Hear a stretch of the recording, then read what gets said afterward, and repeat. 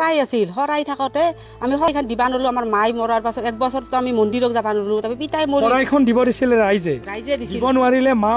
মরার কারণে দিবা নলো এক বছর যাবা তার পাছত পিতাই মরি পিতা সেই যে দিবা নলো এটা সেই ভেজর ভরা আমাক একলা কৰি থৈ দিছে এই 12 বছৰে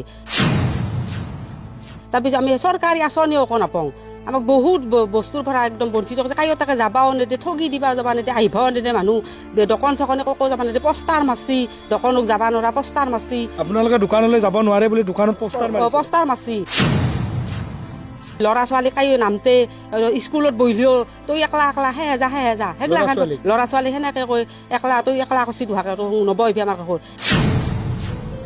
চৰকাৰে আমাক এই হেমন্ত বিশ্ব শৰ্মাই আমাক অনুৰোধ কৰিছে আমাক লগ কৰি দিয়ক আমাক সমাজ লাগে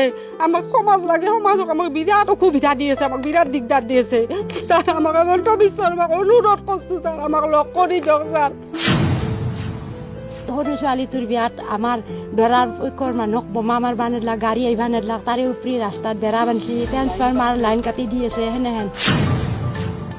একবিংশ শতিকাৰ সভ্য সমাজক লজ্জিত কৰা আন এক ঘটনা দেখুৱাবলৈ এই মুহূৰ্তত মই উপস্থিত আছোঁ বজালী জিলাৰ আনন্দপুৰ শাক্তিপাৰ নামৰ যিখন গাঁও আছে এই গাঁওখনৰ দুটিকৈ পৰিয়াল বিগত 12টা বছৰে আচলতে তেওঁলোকে গাঁওখনৰ পৰা এলাগি হৈ আছে কেমেৰা পাৰ্চনক দেখুৱাবলৈ অনুৰোধ জনাইছোঁ অতি আচলতে দৰিদ্ৰ পৰিয়াল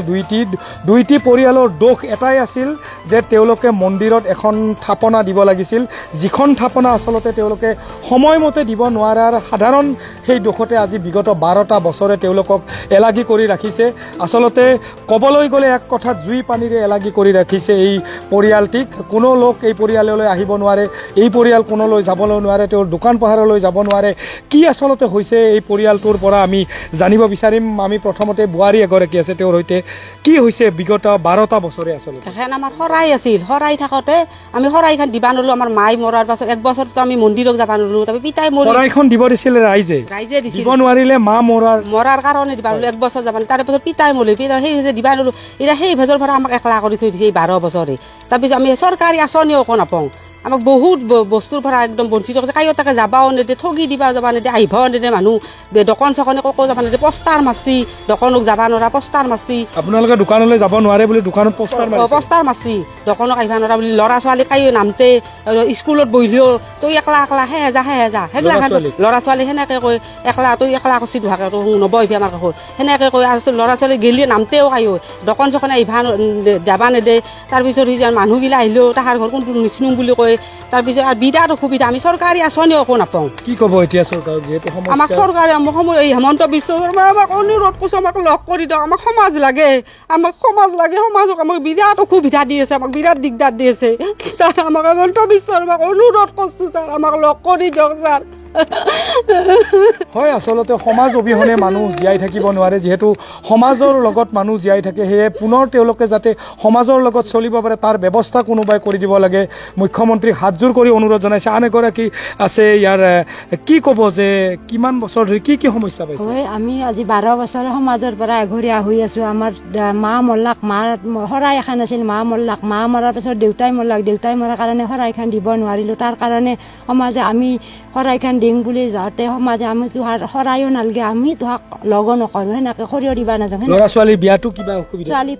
সৰু ছোৱালীটোৰ বিয়াত আমাৰ দৰাৰ পক্ষৰ মানুহক বোমা মাৰবা নেদলাক গাড়ী আহিবা নেদলাক তাৰে উপৰি ৰাস্তাত বেৰা বান্ধি ট্ৰেন্সফাৰ্মাৰ লাইন কাটি দি আছে সেনেহেন আৰু 2005 মই গোটত সোমাইছিলোঁ গোটৰ পৰা মোক উলিয়াই দিছে হয় আচলতে অমানৱীয় অত্যাচাৰ বুলি ক'লেও ভুল নকৰা নহ'ব যিহেতু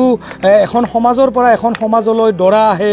এটা সম্পৰ্ক গঢ়িবলৈ সেই সম্পৰ্কটো ব্যাঘাত জন্মাব চেষ্টা কৰিছিলে এগৰাকী জ্যেষ্ঠ ইয়াৰ পৰিয়ালৰ সদস্য আছে কি হৈছে আচলতে সংক্ষেপে যদি ক'ব পাৰি সাধাৰণ কথাৰ কাৰণে তাৰমানে আমাক একলা কৰি থোৱা আনিছে এতিয়া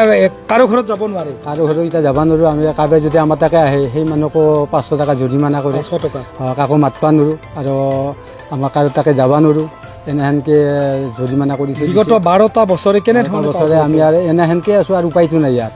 সাধাৰণ এটা দোষৰ কাৰণে এনেহেন কৰিছোঁ তথাপি জৰিমনা কৰিলে আমি জৰিমনাটো দিছোঁ হয় আচলতে সমাজৰ যি এলান্ধুকলীয়া ৰীতি নীতি উচ্চ নিচ ধনী দুখীয়াৰ বিচাৰে আচলতে এই যি পৰিয়ালটিক 12টি বছৰে আচলতে নিৰ্যাতন দি আহিছে আচলতে সমাজৰ সেই ৰীতি নীতিয়ে এগৰাকী আচলতে এই কণমানি আছে কোন ক্লাছত তুমি স্কুললৈ যাবলৈ কিবা ভয় লাগে নেকি কিহৰ কাৰণে মানে এই নামতে কায়ো একো নকৰে সেয়ে কোনো তোমালোকক নামাতে লগত তোমাৰ নবহেও নেকি নবহে সেইকাৰণে স্কুললৈ যাবলৈ বেয়া লাগে হয় আচলতে ইয়াতকৈ দুৰ্ভাগ্যজনক কথা আজিৰ সভ্য সমাজত আৰু কি হ'ব পাৰে এটি দুটি পৰিয়ালক এলাগী কৰিছে তাৰ পিছত আচলতে তেওঁলোকক এলাগী কৰাৰ অজুহাতে যি ধৰণে আচলতে নিৰ্যাতন দিয়াৰ কথা শুনিছে এয়া নিশ্চিতভাৱে আজিৰ সভ্য সমাজক লজ্জিত কৰা ঘটনা আৰু এই ঘটনাৰ যাতে পুনৰাবৃত্তি নহয় এনেধৰণৰ এলান্ধুকলীয়া যিসকল সমাজৰ বৰমূৰীয়া আছে সেই সমাজৰ বৰমূৰীয়াসকলৰ বিৰুদ্ধে কিন্তু চৰকাৰে হওক প্ৰশাসনে হওক তেওঁলোকে ব্যৱস্থা গ্ৰহণ কৰাৰ কিন্তু নিতান্তই প্ৰয়োজনীয় হৈ পৰিছে।